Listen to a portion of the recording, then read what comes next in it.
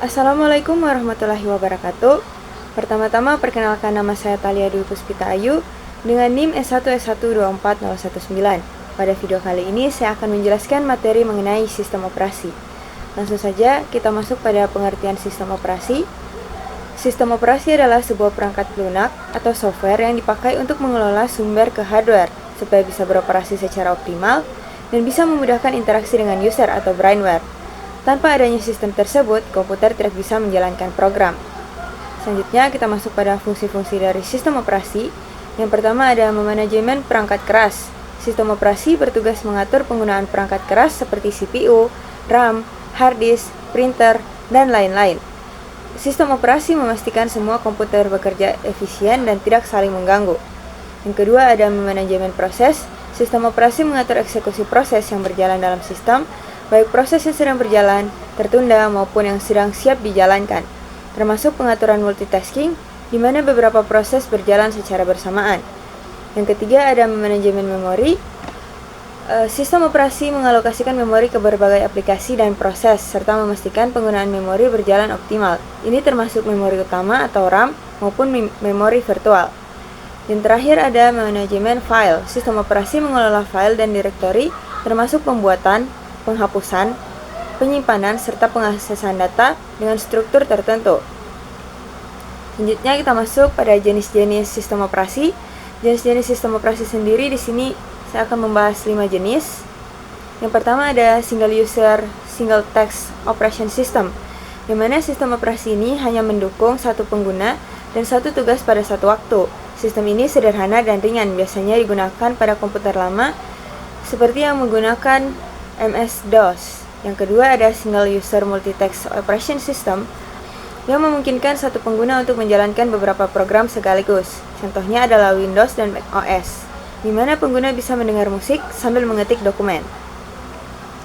Yang ketiga ada multi-user operation system. Sistem operasi ini dapat digunakan oleh banyak pengguna secara bersamaan atau bergantian. Contoh sistem ini adalah Unix dan Linux server yang sering digunakan pada jaringan dan server perusahaan. Yang keempat ada real-time operation system. Operasi sistem ini dirancang untuk memberikan respon yang cepat dan tepat waktu terhadap input. Biasanya digunakan pada sistem kritis seperti peralatan medis, kontrol industri, atau sistem pesawat. Selanjutnya yang terakhir ada embedded operation system. Sistem operasi yang dirancang khusus untuk perangkat tertentu seperti microwave, smart TV, atau perangkat Internet of Things. Sistem ini biasanya ringan, hemat daya, dan hanya memuat fungsi sesuai kebutuhan perangkat. Selanjutnya kita masuk pada contoh-contoh sistem operasi. Di sini saya hanya akan membahas 5 contoh sistem operasi saja beserta kelebihan dan kekurangannya. Yang pertama di sini ada Windows.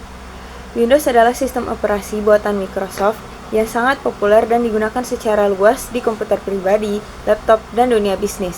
Dengan antarmuka grafis yang mudah digunakan, serta dukungan terhadap berbagai aplikasi, Windows cocok untuk penggunaan umum, gaming, dan pekerjaan kantor. Adapun kelebihan dan kekurangannya, kelebihan Windows adalah antarmuka familiar dan mudah digunakan. Windows memiliki tampilan grafis yang intuitif dan mudah digunakan, cocok untuk pengguna pemula maupun profesional. Banyak pengguna terbiasa sejak kecil dengan sistem ini. Selanjutnya ada kompatibel dengan banyak software dan hardware. Sebagian besar perangkat keras dan perangkat lunak dibuat agar kompatibel dengan Windows. Mulai dari printer hingga software desain dan game, semua tersedia untuk Windows. Yang terakhir adalah cocok untuk gaming dan aplikasi kantor. Windows menjadi pilihan utama untuk gamer karena dukungan driver GPU yang baik dan banyaknya game eksklusif atau dioptimalkan untuk Windows. Selanjutnya, untuk kekurangan dari Windows sendiri, rentan terhadap virus dan malware. Karena Windows adalah operation system paling populer, ia menjadi target utama serangan malware. Tanpa antivirus, sistem ini sangat rawan terinfeksi.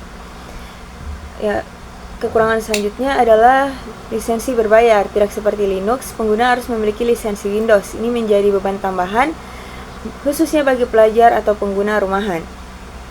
Yang terakhir ada sering membutuhkan update besar, di mana pembaruan sistem ini seringkali memakan waktu lama dan kadang mempengaruhi kinerja atau menyebabkan bug.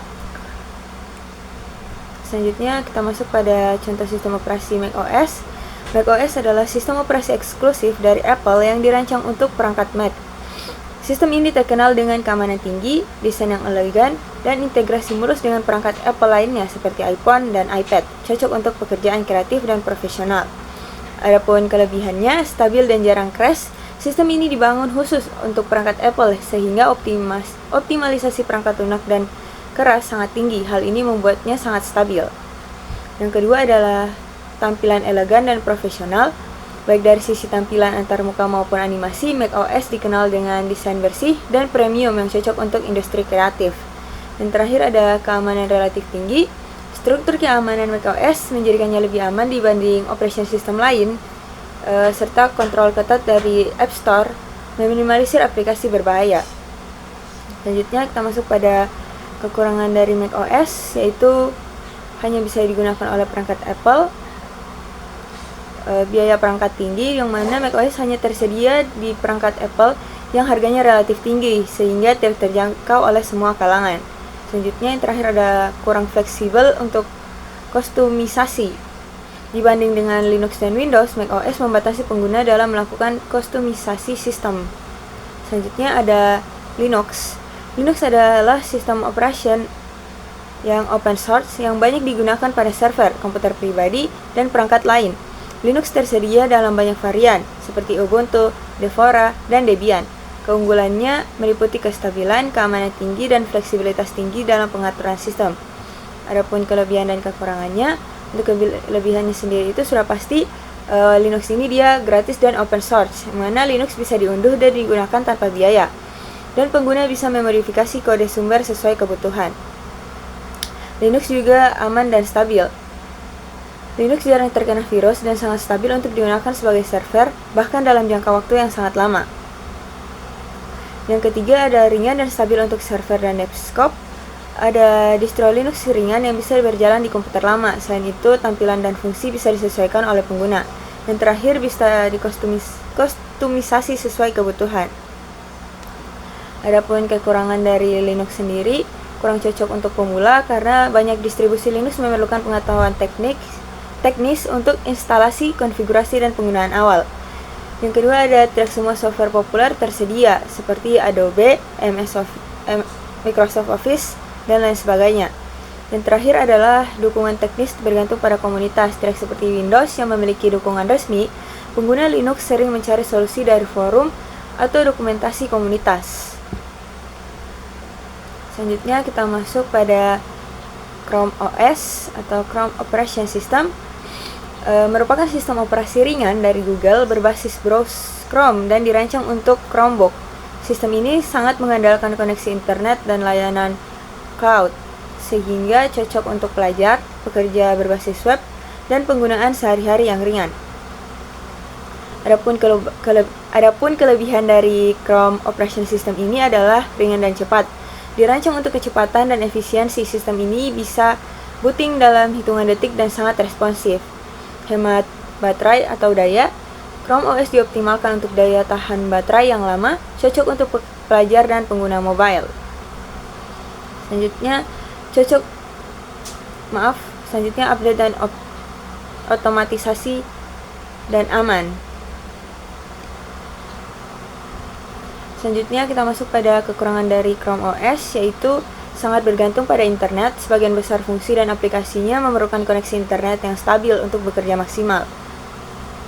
Yang kedua ada terbatas pada aplikasi berbasis web atau Android.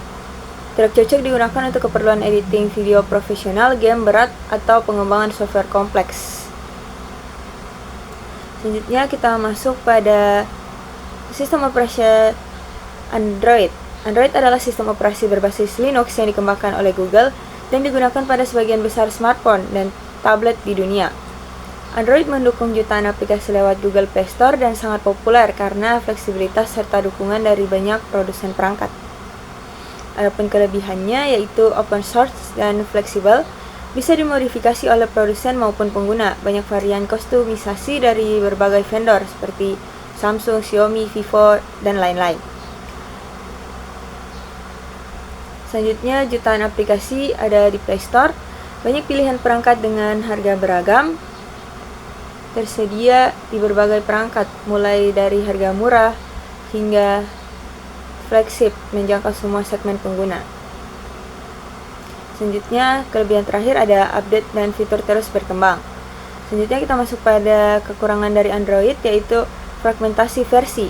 Tidak semua perangkat Android mendapat pembaruan terbaru, menyebabkan perbedaan fitur dan keamanan antar pengguna. Yang kedua, rentan terhadap malware jika tidak berhati-hati. Karena sifat yang terbuka dan kemudahan menginstal aplikasi dari luar Play Store, Android lebih rentan jika pengguna tidak berhati-hati. Yang terakhir, ada beberapa pabrik menambahkan bloatware. Banyak perangkat Android yang sudah dipenuhi aplikasi bawaan vendor yang kadang tidak bisa dihapus dan memakan sumber daya. Selanjutnya, kita masuk pada kesimpulan. Sistem operasi adalah komponen penting yang mengelola perangkat keras dan perangkat lunak pada komputer. Dengan berbagai jenis dan contoh seperti Windows, Mac OS, Linux, Chrome OS, dan Android, masing-masing memiliki fungsi serta kelebihan dan kekurangan yang berbeda. Memahami karakteristiknya dapat membantu kita memilih operation system atau sistem operasi yang sesuai dengan kebutuhan kita. Mungkin cukup sekian pemaparan materi mengenai sistem operasi dari saya. Jika terdapat salah kata mohon dimaafkan. Saya akhiri dengan ucapan billahi taufiq wal hidayah. Wassalamualaikum warahmatullahi wabarakatuh.